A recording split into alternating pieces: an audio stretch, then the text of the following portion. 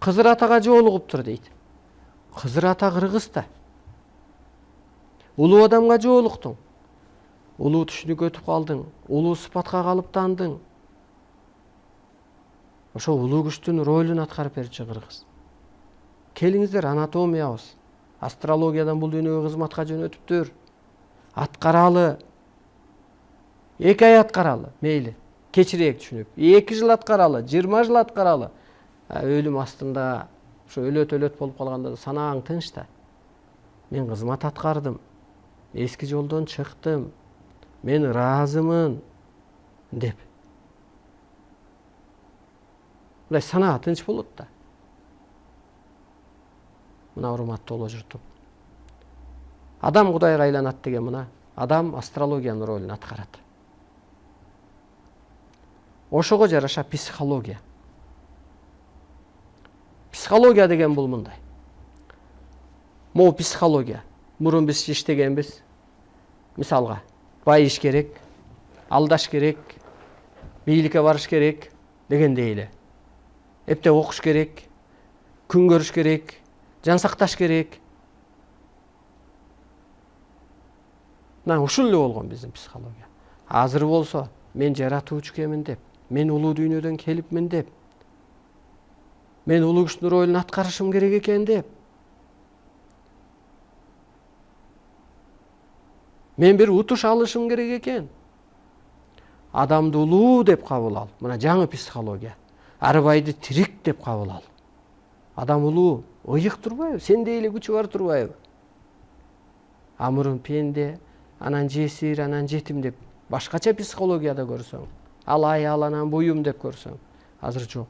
Аял бул аалам турбайбы? Жаңыча психология менен кел жаша. Өткөндө айттым го, боор оору эмнеден пайда болот дегенде. Бул жерде так берилет. Боор оорубаш үчүн сен мээрим төгүптүр, боептур дейт эки дүйнөнү. Ошондо боор оорубайт, тирүү иштейт деп. Ана мындай карап көргөндө. Сен кысылып алдың, эски психологияда жашайсың, өзүмчүлсүң. Таш боор болуп калды, бооруң катып калды. Эч кимге мээрим төгө албайсың, табиятка дагы, ааламга дагы, адамга дагы. Анан анализ чыга берет да, ар беляны диагноз кое бербейби? Диагноздун аты жок болуп, өзүнүн фамилиясын дагы ошого жакындатып да койгон диагноз бар. Мына медиктерден да сурап көрүңүздөр. СРС дейби? Мисалга, гепатит дейби? Келиңиз мына. Келиңиз мына. Тирүүгө мээрим төгөлү. Адамга мээрим төгөлү. Табиятка, жан-жаныбарга мээрим төгөлү. Ааламга, ата тег арбайга мээрим төгөлү. Тирүү экен, алар кабардар экен, жаныбызда экен. Кызмат кылып аткан адамга мээрим төгөлү. Анатомия, Кудай мээрим төктү дегендей сен мээрим төксөң, анан духу көтөрүлгөн да атанын. Иш оңолгон атат. Адам жаратуучу деген ошол. Анан ошо кезден боор кыймылда болсо, улуу кызматында болсо оорубайт да. Бул боюнча медицинада түшүнүк болбосо анан айтат да, кел, кесе салайын, ала салайын операцияга депчи. Эже мээрим төкчү.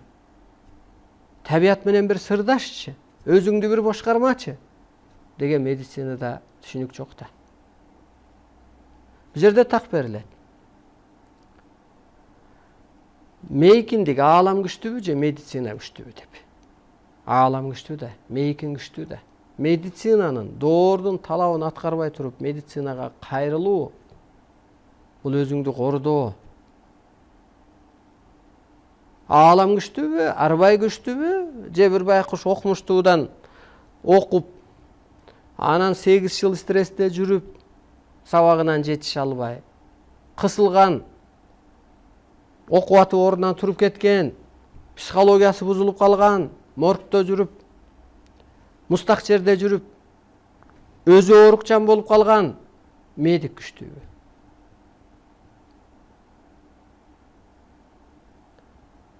Мейкиндик күчтүү.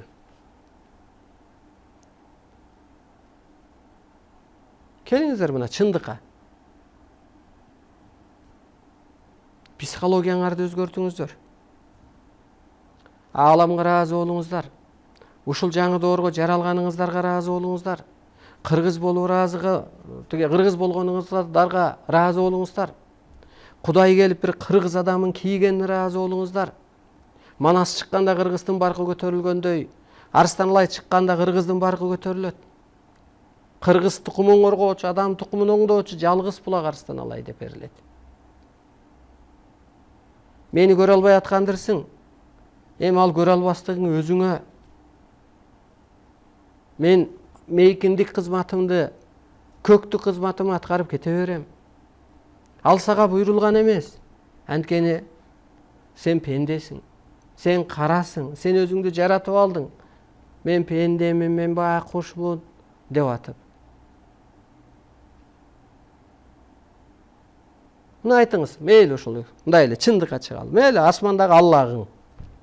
Анда тынчытчы.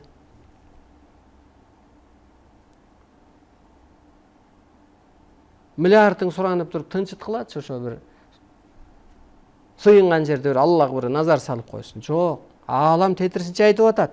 Ошо пендечиликтен чык, сыйынуудан чык. Эгер сыйынууда эски жолдо болсоң, мен кырсыктырам деп атат.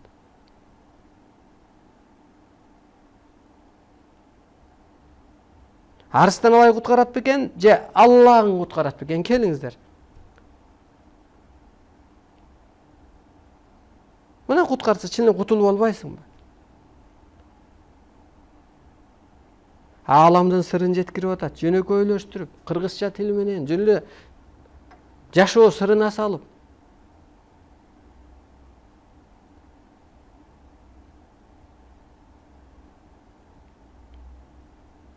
Дагы ачылдык сыр көп.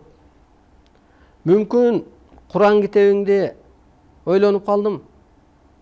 Чечмелей албайсың депчи. Чечмелей албаган үчүн анан көрдө бейиш бар дегендирсиң.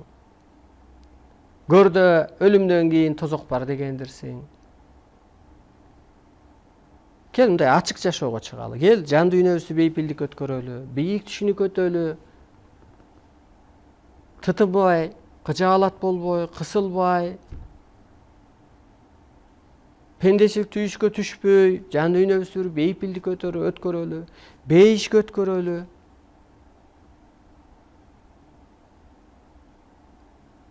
Өз керт башыңа эле жооп берчи, өзүң өсчү, өзүң кутулчу. Сен оңолсоң, үй бүлөң оңолот, мамилең өзгөрөр, айыл оңолор, район оңолор, көбөйүп кетебиз да ошентип.